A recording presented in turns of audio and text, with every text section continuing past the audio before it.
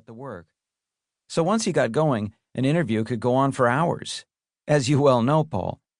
How many hours, days, weeks, and months did you spend with him? He really enjoyed those talks with you. He would always come back and give me the rundown. It made him blissfully happy to recall these events of his incredible life. There was only one session from among all of your interviews with him that caused him anxiety. It was the day you two discussed Howie Epstein. After you left, Tommy told me he felt like he didn't express just how much he loved Howie and how valuable he was to the band. And he felt guilty about going so deeply into those dark days of Howie's drug addiction, even though he was doing so to put those years in context.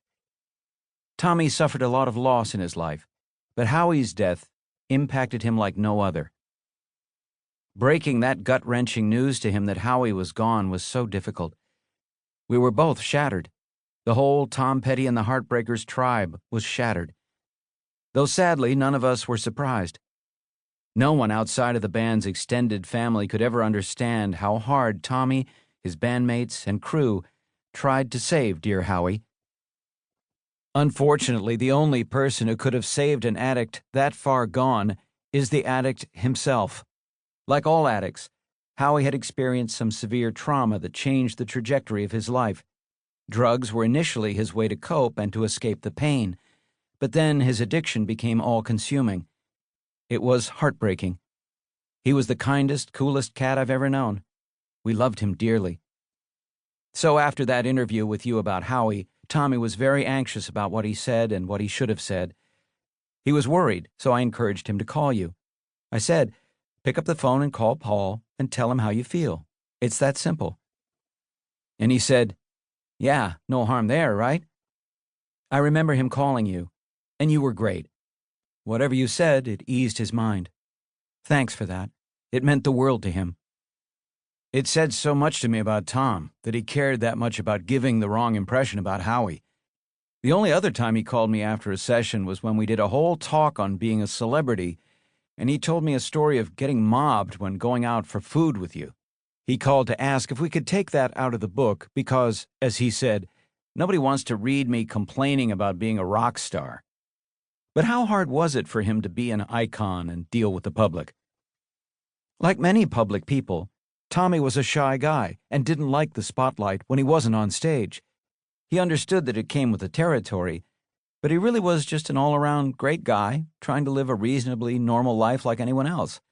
But yeah, things got scary a couple of times.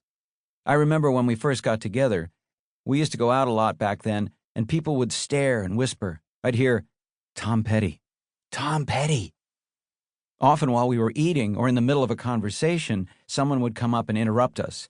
Even though they were mostly well-meaning, that stuff messed with my mind and made me acutely self-conscious, as it was all new to me. It barely bothered him, but he would notice my discomfort.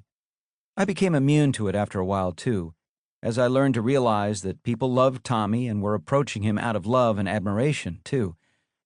Tommy knew, and he taught me, that you can't let that stuff interfere with living as normal a life as possible. And do you have any message for Tom's fans and to future fans and readers of this book about Tom and his music? Tommy always said that he had the best fans in the world. He adored them and never took them for granted. He knew that each one of you played such an important role in making his dreams come true, and he was so grateful to all of you. You meant the world to him. He would often call touring a near-perfect existence, and he was referring to the community he and the Heartbreakers and the fans created together. Tommy knew he had the best gig in the world, making music and making people happy, and he loved doing it.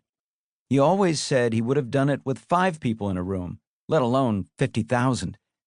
Music was in his soul, and his fans were responsible for making him feel as vital and charged up at 66 as he was at 26.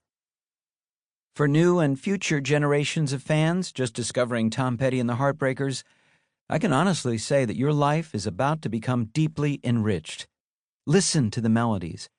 Mike's amazingly inventive and just perfect guitar solos, Tommy's unique voice and rhythm guitar, Benmont's magical fingers on keys, and then the glue.